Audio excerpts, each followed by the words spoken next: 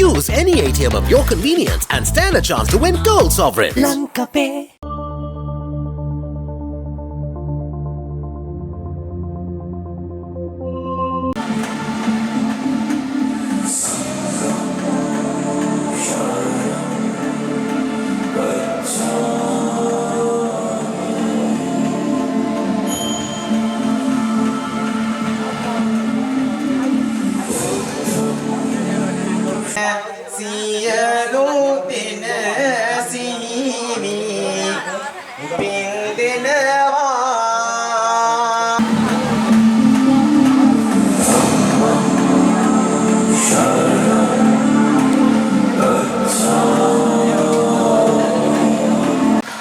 සිදුහත් බෝසතාණන් වහන්සේ මහා මායා දේවියගේ මව් කුසින් පහළ වීමේ අසිරිමත් සිදුවීම දැක බලාගත හැකියි.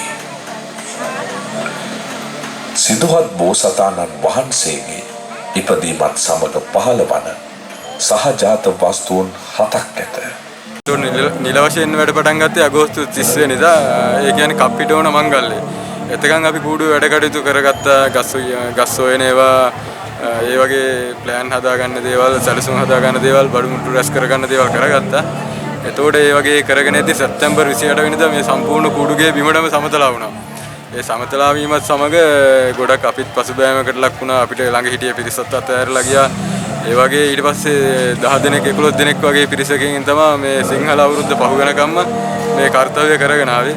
ඊට පස්සේ ගමේ මේක දැනිලා ආවට ගම්වල පිරිස් ගොඩක් අපිට 100ක් 200ක් වගේ අන්තිම කාලේ මෙතන ඉඳලා මේ නිර්මාණය මේ තත්ත්වයට ගොඩගත්තා. ඒක තමයි වටින්නේ. ඒතකොට කූඩුව ගැන ප්‍රකාශ කරනවා නම් ගල් කුඩු වලින් කූඩුව සම්පූර්ණ ආවරණය කරලා තියෙන්නේ.